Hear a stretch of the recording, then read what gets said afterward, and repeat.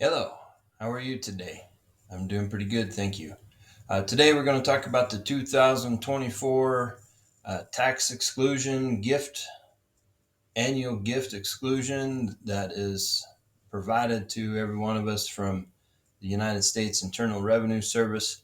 Um, the gift exclusion has gone up another $1,000 this year, and we're going to talk about why that's relevant. But first, I'm going to jump into a testimonial that come in on a website.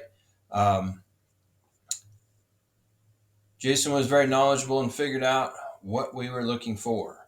He was patient, and we changed our minds multiple times and helped us along the way to figure out what the best option was for us. He went above and beyond. Kenny was great as well, and if Jason wasn't available, it was nice to have her jump in, so we never missed a beat. 10 out of 10.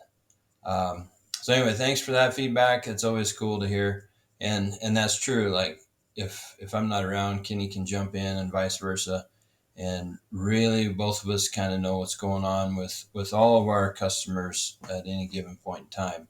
Um, so anyway, that was super cool to hear that and get that feedback. But anyway, back to today's topic: gifting money to to family. Let's talk about that. Um, One of the biggest questions we're getting here recently, let's just call it here in the last couple of years, where are especially first time home buyers, where are they getting the monies, down payment money, closing cost money, uh, money for improvements to fix up a home before they move in? Where is that money coming from? And what's that mean in the grand scheme of the real estate market? And one of those answers is this. And there are several answers to this, but one of them is pretty simple. Like it's the change of generational wealth. And we got we got folks that are aging and getting older every day.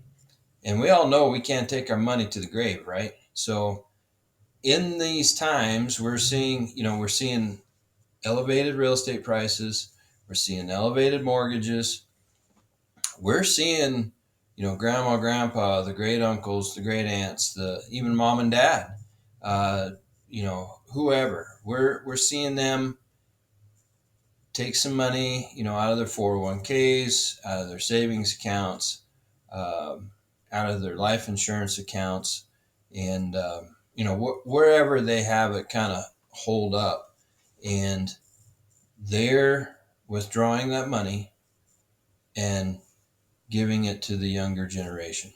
And it's totally cool. Like, right? We can't take the money to the grave. It doesn't matter. So if we're not using it, it is what it is. And that's where some of this money is coming from. Now, the advantage to this. Now we've been seeing this, through the years. Um, we'll date it back. Some of this really started changing during the Trump administration, and some of the changeovers that we've seen with the IRS tax code. That exclusion has been going up ever since. And boy, howdy, has it been really timely for the real estate market. So, anyway, plays out like this if you've never done this before. I can give my son this year, 2024, $18,000 tax free. There is no income tax on that. And I'm not penalized for giving it to him. My wife can turn around and give him the same $18,000 for a total of $36,000. Grandma and grandpa can do that. It doesn't matter. It's transferring wealth from one generation to the next. And sometimes, we of course see it go up too. Like we see the kids kicking in. Um, we've seen this recently, actually, where uh, the kids got a strong, vibrant business, and mom and dad are needing help buying real estate. Like, and I shouldn't laugh there. It's not a laughing matter, but it's not as common. We don't see that as much, but we just did one of those transactions where the kids had an awesome business here. Mom and dad needed help. Boom. transfer of equity went up to them. And these are not loans, right? They're not, hey, you got to pay me back, or uh, you know, no finger pointing of any kind. No blaming anybody for bad decisions. Da da da da da. These are giving people that want to help their family. And so we're seeing generational equity transfer up. We're seeing it go down. We're seeing it go sideways. Maybe it's a brother or sister. It can go any direction. But that exclusion applies. That annual gift exclusion applies to all of us. And as long as you don't exceed that $18,000 per person, per gifting person, um, the receiving beneficiary, that's where they're getting some of their money to buy this real estate. So keep that in mind. Maybe it's something, if you're in the buying process, you haven't thought of. Maybe ask some family, see if they could help you out. Um, it means something different for every family, right? And everybody's financial pictures look a little different, but it's worth a conversation. And where it's tax free, going from one person to the next up to that $18,000, that makes a big difference in the scope of buying real estate or doing improvements. You might be able to afford the real estate and pay your own closing costs.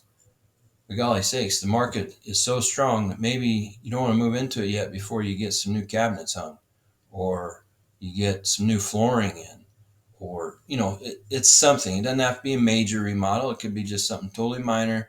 It could be lived in pretty hard, been run down with pets, whatever. And before you want to move in, you just want to make it a cleaner, better place for yourself and your family. So anyway, um, wanted to share that with you, and be thinking kind of outside the box a little bit.